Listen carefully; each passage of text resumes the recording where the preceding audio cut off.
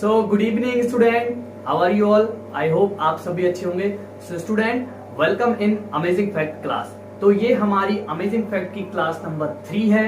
बाकी के 2 amazing fact की क्लास यूट्यूब पे अपलोड है, आप उसे भी जाके देख सकते हैं। ओके, सो स्टूडेंट, आज की इस क्लास में मैं आपको 5 बहुत ही ज्यादा इंटरेस्टिंग फैक्ट बताने वाला हूँ, जो अपने आप में इंटरेस्टिंग होने के साथ साथ बहुत मिस्टीरियस भी है। जी हाँ, रहस्यमय फैक्ट है ये, जो आपको सोचने पे मजबूर कर देंगे कि अगर ऐसा है तो आखिर क्यों। ओके, तो without wasting time let's start amazing fact. Okay, तो सबसे पहले फैक्ट नंबर 1 है हमारा, वो है ईस्टर आइलैंड।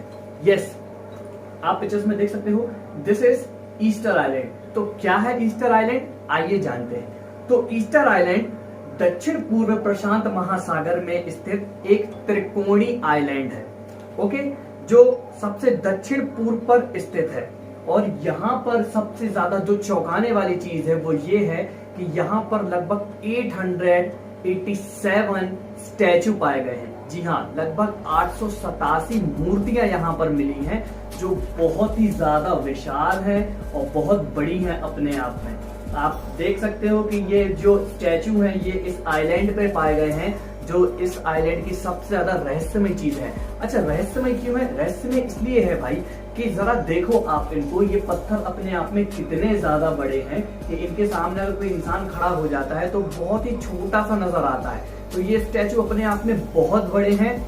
और कैसे उस समय लोगों ने इनको बनाया होगा, किस टेक्नोलॉजी से बनाया होगा, और अगर बना भी लिया तो कैसे इन भारी भारी चीजों को उठाकर इस जगह पे लाकर रखा होगा, क्योंकि उस जगह तो सिर्फ बड़ी बड़ी मशीनों का आविष्कार हुआ ही नहीं था, लोग बैलगाड़ी भी नहीं जानते थे ठीक तरीके से क्या होता है। तो कैसे इन चीजों को वहां से यहाँ पे लाया गया, तो बहुत सारे इसके मिस्टीरियस फैक्ट हैं कि कई लोग ऐसा भी मानते हैं कि यहाँ पर हो सकता है कि जो सिविलाइजेशन उस समय यहाँ पर मौजूद थी वो आज की सिविलाइजेशन से बहुत ज्यादा डेवलप थी। तो कुछ लोग ये भी मानते हैं कि हो सकता है इन सबको किसी एलियन ने रखा हो, है ना। तो ये सारे एक मिस्टीरियस फैक्ट हैं। एलियन होने का कोई हमारे पास कोई प्रूफ नहीं है, लेकिन साइंटिस्ट अपनी तरह से अपनी अपनी विचारधाराएं लोगों को बताते हैं, क्योंकि किसी के पास भी इनके यहाँ मौजूद होने का कोई भी सबूत नहीं है कि ये यहाँ कैसे हैं। क्योंकि जितने ज्यादा बाहर ये निकले हुए आपको नजर आते हैं, उतने ही ज्यादा ये जमीन के अंदर भी धसे हुए हैं।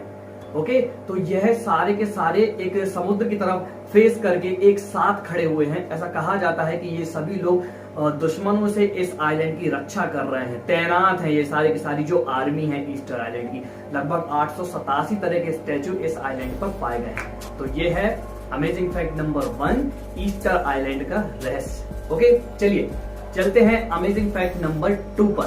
तो फैक्ट नंबर 2 पर है आपका द जतिंगा विलेज। यस, तो क्या है ये जतिंगा विलेज, आइए जानते हैं।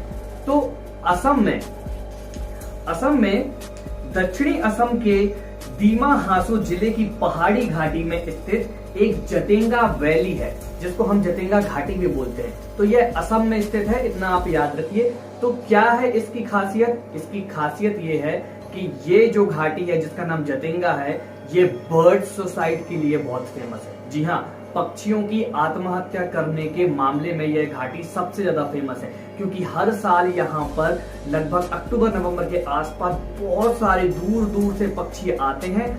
और जैसे ही वह इस जटिंगा नाम की वैली के पास से गुजरते हैं तो अपने आप पता नहीं कौन सी एक ऐसी अदृश्य शक्तियां है जो इनको एकदम से वहां जाने से रोकती है, और अपने आप ये उनको फोर्स लगता है और ये उस जगह पे नहीं उड़ पाते हैं और टकरा कर वहां पर तड़प तड़प कर अपने आप मर जाते हैं। आप अपनी आंखों से भी ये लाइव टेलीकास्ट पूरा देख सकते हैं कि कैसे बर्ड्स वहां पे जाके सुसाइड कर लेते हैं। तो लोगों का वहां पे ऐसा मानना है कि यहाँ पर भूत प्रेत और कुछ पुरानी माया जाल शक्तियों का जंजाल है। और वहीं साइंटिस्ट की अगर हम माने तो वो कहते हैं कि वातावरण बदलने की वजह से और वायु दाब बढ़ जाने की वजह से पक्षियों को उड़ने में तकलीफ होती है, जिस वजह से वो मर जाते हैं। तो दोनों ही फैक्ट है हमारे सामने, लेकिन कोई भी इस मिस्ट्री को आज तक सुलझा नहीं पाया कि आखिर उस जगह पर ऐसा क्या है कि पक्षी अपने आप वहां पर जाकर मर जाते हैं। तो ये है द जतिंगा विलेज, जो कि फेमस है बर्ड सुसाइड के लिए। ओके, चलिए बढ़ते हैं अमेजिंग फैक्ट नंबर 3 की तरफ। तो तीसरा जो अमेजिंग फैक्ट है हमारा, वो है हमारा मृत सागर। यस, द डेड सी। तो मृत सागर जो है वो किस लिए फेमस है? वह इसलिए फेमस है कि यहाँ पर कोई भी इंसान कभी डूबता नहीं है। जी हाँ, यहाँ पर इंसान हमेशा तैरता ही रहता है पानी में, कोई भी इंसान मृत सागर में डूब नहीं सकता। अब क्वेश्चन ये आता है कि आखिर यह मृत सागर है कहाँ? तो यह इजराइल और जॉर्डन के बीच में पड़ता है। यह बहुत ही कम दायरे में फैला हुआ है, बहुत ही मतलब सीमित जगह पे है यह मृत सागर। अब इसमें क्या है बच्चों, सबसे ज्यादा नमक की मात्रा है। इसमें नमक की मात्रा बढ़ जाने की वजह से इसकी डेंसिटी बढ़ जाती है, जिस वजह से जो भी इंसान इसमें नहाने जाता है या तैरने जाता है वो कभी नहीं डूबता, वो हमेशा तैरते ही रहता है। अब इसका नाम मृत सागर क्यों पड़ा? भाई मृत सागर इसलिए पड़ा क्योंकि नमक के खारेपन की वजह से इस सागर में कोई भी जीव भी जिंदा नहीं रह पाता, मर जाता है, इसीलिए इसका नाम मृत सागर पड़ा है। लोगों का ऐसा मानना है कि यहाँ पर पाए जाने वाली कीचड़ की मिट्टी को अपने शरीर पर और अपने चेहरे पर लगाने से उनका सौंदर्य बढ़ता है ना, क्योंकि ये जो मृत सागर है ये अपने मेडिसिनल इफेक्ट के लिए बहुत ज्यादा फेमस है कि यहाँ पर बहुत सी औषधियां को बनाने के लिए और कई तरह की बीमारियों को ठीक करने के लिए साइंटिस्ट इस मृत सागर पर आकर इसके पानी की रिसर्च करते हैं। उनका ऐसा मानना है कि यह ह्यूमन बॉडी के लिए बहुत ज्यादा यूजफुल है। तो यह है फैक्ट मृत सागर के बारे में, जहां पर कोई भी कभी डूबता नहीं है। तो उन लोगों के लिए तो यह बहुत अच्छी जगह है जिनको तैरना नहीं आता, मुझे भी तैरना नहीं आता। ओके, तो ये है फैक्ट नंबर 3। चलिए चलते हैं फैक्ट नंबर 4 की तरफ। तो फैक्ट नंबर 4 है जो हमारा, वो है वर्ल्ड का सबसे famous fact, the Bermuda triangle. Yes, Bermuda triangle की क्या कहानी है मैं आपको बताता हूँ। सबसे पहले तो आपको ये जानना जरूरी है कि ये बर्मुदा ट्रायंगल है कहाँ पे। तो बर्मुदा ट्रायंगल जो है यह उत्तर पश्चिम अटलांटिक महासागर का एक क्षेत्र है। ओके, तो अटलांटिक महासागर पे आपको बर्मुदा ट्रायंगल मिलेगा। अब क्या है ये बर्मुदा ट्रायंगल की कहानी? तो ये जो एक ट्रायंगल शेप में बना हुआ है एक क्षेत्र है समुद्र के बीचों बीच, वहां पे क्या होता है जब भी कोई प्लेन इसके ऊपर से गुजरता है या कोई भी शिप इसके पास से निकलती है तो ऑटोमेटिकली वह इस ट्रायंगल की तरफ अट्रैक्ट हो जाते हैं, खिंच जाते हैं। किसी को भी नहीं पता कि इस ट्रायंगल के अंदर ऐसा कौन सा पावर है, क्या इसमें कोई मैग्नेटिक फोर्स है, क्या कोई अदृश्य शक्ति है इसमें, क्या कोई प्राकृतिक पावर है, मतलब नेचुरल सुपर पावर, या फिर किसी दूसरी दुनिया का पोर्टल वहां से ओपन होता है। तो कोई भी इसको नहीं जानता क्योंकि इसमें अब तक हजारों से भी ज्यादा प्लेन और शिप जा चुके हैं, अंदर गायब हो चुके हैं। किसी को भी आज तक नहीं पता कि बर्मुदा ट्रायंगल की तरफ लोग क्यों अट्रैक्ट होते हैं और क्यों खिंच जाते हैं। इसीलिए ये जो पूरा क्षेत्र है वह रेस्ट्रिकेटेड है, यहाँ पर जाना मना है। जैसे कि जटिंगा विलेज में रात के समय यात्रा करना मना था, इसलिए बर्मुदा ट्रायंगल के पास जाना भी बिल्कुल मना है, क्योंकि जो भी वहां जाता है वो उसकी तरफ खिंचा चला जाएगा और बर्मुदा ट्रायंगल के अंदर चला जाएगा। फिर कभी किसी को पता नहीं चलता कि आखिर वो व्यक्ति जाता कहाँ है। ओके, तो ये है फैक्ट नंबर 4। अब है फैक्ट नंबर 5 जो बहुत मिस्टीरियस होने के साथ साथ बहुत हॉरिबल भी है, काफी डरावना। तो ये है the island of the doll. The island of the doll की क्या कहानी है? तो यह मेक्सिको में पाया जाने वाला एक आइलैंड है जो कि पहले एक टूरिस्ट स्पॉट हुआ करता था, लेकिन एक समय क्या हुआ कि यहाँ पर एक व्यक्ति थे जिनका नाम था सेंटाना बरेरा। तो सेंटाना बरेरा नाम का एक व्यक्ति था जो एक दिन अचानक अपने परिवार को छोड़ छाड़कर इस आइलैंड पर आकर बस गया। अब जब वह इस आइलैंड पर आकर बस गया तो धीरे धीरे और भी कई लोग घूमने फिरने के लिए इस आइलैंड पर आने लगे। लेकिन सेंटाना ने के वहीं जब वो वहां रहता था तो एक फैमिली वहां पर आई थी, तो उनके साथ एक बच्ची भी थी।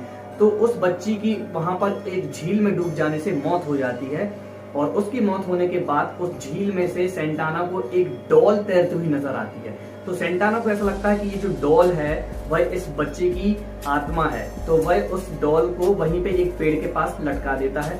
ऐसा करते करते सेंटाना को हर रोज वहां पर बहुत सारी डॉल पानी में तैरती हुई नजर आने को मिलती हैं और वह उनको निकालकर रोज पेड़ों पे लटकाता जाता है, टांगता जाता है। और ऐसे करते करते वह एक दिन देखता है कि आइलैंड के चारों तरफ डॉल ही डॉल लटकी हुई है।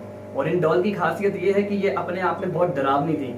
जैसे आप लोग नहीं बचपन में किसी डॉल का हाथ तोड़ देते हो, पैर तोड़ देते हो, आंख फोड़ देते हो, तो इसी तरह हर एक डॉल की एक खासियत थी कि यह डिस्ट्रॉय थी, टूटी हुई थी। तो इस तरह से इस आइलैंड में डॉल इकट्ठा होना शुरू हुई और एक दिन अचानक से सेंटाना की भी एक रहस्यमय तरीके से मौत हो गई। किसी को भी पता नहीं चला कि वह कैसे मरा, वह भी झील में बहकर ही मरा, जैसे कि डॉल सारी बहकर आती थी। तो अपने आप में यह एक जो आइलैंड ऑफ द डॉल है ये भी बहुत मिस्टीरियस प्लेस है। जो कि टूरिस्ट के लिए यहाँ पर आना अब मना है, वो वहाँ नहीं जाते हैं। थोड़ा बहुत लोग सुबह शाम वहाँ पर घूम लेते हैं, लेकिन रात में इस क्षेत्र में भी आना मना है। लोगों का ऐसा मानना है कि रात के समय यहाँ की डॉल आपस में एक दूसरे से बातें करना शुरू कर देती हैं, खुसर फुसर शुरू कर देती हैं, है ना। तो ये अपने आप में एक मिस्टीरियस स्पॉट है ये आइलैंड ऑफ द डॉल का। तो बच्चों ये थे 5 अमेजिंग फैक्ट जो मैंने आज आपको बताए। तो आप कमेंट करके मुझे जरूर बताएं कि आपको सबसे ज्यादा इंटरेस्टिंग जो फैक्ट है वो कौन सा लगा। अब है आपका आज का सवाल। तो आपका जो आज का सवाल है उसमें आपको मुझे बताना है कि मृत सागर में आखिर कोई व्यक्ति क्यों नहीं डूबता है। इसका जवाब आपको मुझे बताना है।